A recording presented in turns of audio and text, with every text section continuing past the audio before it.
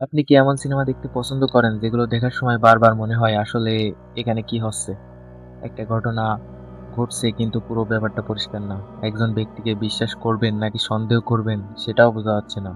আর cinema শেষ হওয়ার পরও মাথার মধ্যে গল্পটা শুধু ঘুরতেই থাকবে। আজকে এমন ৫টা সাইকোলজিক্যাল থ্রিলার নিয়ে কথা বলবো। এর মধ্যে কিছু সিনেমা মিস্ট্রি, আবার কিছু সিনেমা ক্রাইম আর সাসপেন্স এর সঙ্গে সাইকোলজিক্যাল থ্রিলার মিশিয়ে আছে। তো চলুন শুরু করা যাক। ৫ নম্বরে আছে নিউবর্ন। ২০২৬ সালের এই সাইকোলজিক্যাল থ্রিলারের গল্পটা শুরু হয় ক্রিস নিউবর্ন নামের একজন মানুষকে নিয়ে। সে ৭ বছর সলিটারি কনফিনমেন্টে থাকার পর অবশেষে বাইরে আসে। এবার তার সামনে সবচেয়ে বড় প্রশ্ন, স্বাভাবিক জীবনে কি সে আবার ফিরতে পারবে? কারণ জেলের বাইরে আসা মানেই সব সমস্যা শেষ হয়ে যাওয়া নয়, বরং এই এত বছর পর নিজের পরিবার, নিজের জীবন আর নিজের মন সবকিছুর সঙ্গে আবার মানিয়ে নেওয়াটাই তার জন্য একটা বড় লড়াই হয়ে দাঁড়ায়। এই জায়গাটাই সিনেমাটাকে ইন্টারেস্টিং করে, কারণ এখানে শুধু বাইরে কি ঘটছে সেটা না, একজন মানুষের মাথার ভিতরে কি চলছে সেটাও গুরুত্বপূর্ণ। তাই সাইকোলজিক্যাল ড্রামা আর থ্রিলার পছন্দ করলে নিউবর্নকে ওয়াচ লিস্টে রাখতে পারেন। ৪ নম্বরে আছে ড্রপ। এই সিনেমার শুরুটা সিম্পল মনে হতে পারে। একজন নারী একটা ডেটে যায়, কিন্তু কিছুক্ষণ পর তার ফোনে একের পর এক অ্যানোনিমাস মেসেজ আসতে শুরু করে। তার সমস্যাটা হলো এই মেসেজটা যে কে পাঠাচ্ছে সেটা সে জানে না। প্রথমে হয়তো মনে হবে কেউ মজা করছে, কিন্তু ধীরে ধীরে ব্যাপারটা সিরিয়াস হয়ে যায়। আর তখন সে বুঝতে পারে হয়তো সে এমন একটা পরিস্থিতির মধ্যে ঢুকে গেছে সেখান থেকে বের হওয়া এতটা সহজ না। সিনেমাটার মজার ব্যাপার হলো গল্পের বড় একটা অংশ একটা নির্দিষ্ট জায়গার মধ্যেই ঘটতে থাকে, তাই পুরো একটা চাপ কাজ করে। আপনি যেমন চরিত্রটার সঙ্গে সঙ্গে সন্দেহ করতে থাকবেন লোকটা ঠিক আসলে নির্দোষ, এই প্রশ্নটা আপনাকে শেষ পর্যন্ত ধরে রাখবে। এবার ৩ নম্বরে রয়েছে ব্ল্যাক ব্যাগ। এটা একটু স্পাই থ্রিলারের দিকে যায়, কিন্তু এর মধ্যে সাইকোলজিক্যাল গেমও আছে। গল্পের কেন্দ্রবিন্দুতে রয়েছে দুইজন ইন্টেলিজেন্ট এজেন্ট।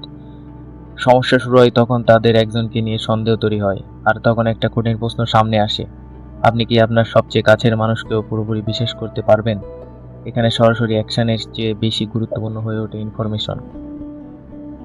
কে সত্যি বলছে, কে মিথ্যা বলছে, আর কে কাকে ব্যবহার করছে, এই প্রশ্নগুলো গল্পটাকে এগিয়ে নিয়ে যায়।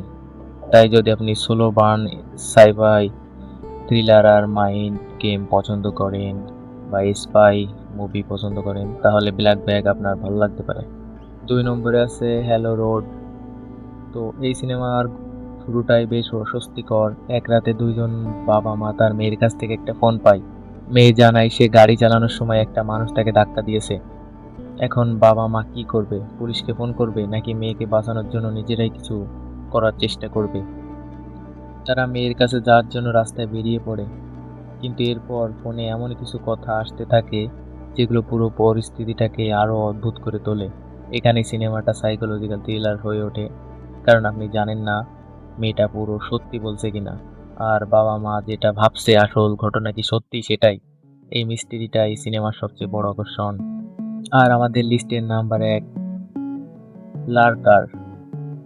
এটা ২০২৫ সালের সাইকোলজিক্যাল থ্রিলার, আর আমার মতে এই লিস্টের সবচেয়ে ইন্টারেস্টিং সিনেমাগুলোর একটা। গল্পের শুরুতে একজন তরুণ একজন মিউজিশিয়ানের সঙ্গে পরিচিত হয়। এরপর ধীরে ধীরে সেই মানুষের জীবন আরো সোশিয়াল সার্কেলের মধ্যে ঢুকে পড়ে। শুরুতে ব্যাপারটা খুব স্বাভাবিক মনে হতে শুরু করে, কিন্তু সময় যাওয়ার সঙ্গে সঙ্গে বোঝা যায় এই সম্পর্কের মধ্যে অন্য কিছু আছে। সে আসলে বন্ধুত্ব করতে চাচ্ছে নাকি অন্য কোনো উদ্দেশ্য আছে।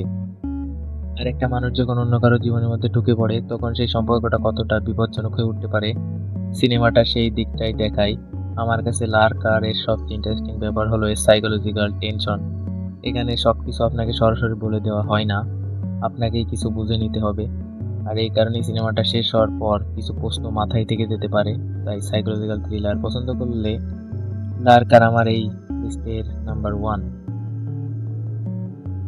তো এই ছিল ২০২৫-২০২৬-এর ৫টা সাইকোলজিক্যাল থ্রিলার। ৫ নম্বরে নিউবর্ন, ৪ নম্বরে ড্রপ, ৩ নম্বরে ব্ল্যাক ব্যাগ, ২ নম্বরে হ্যালো রোড, আর ১ নম্বরে লার্কার।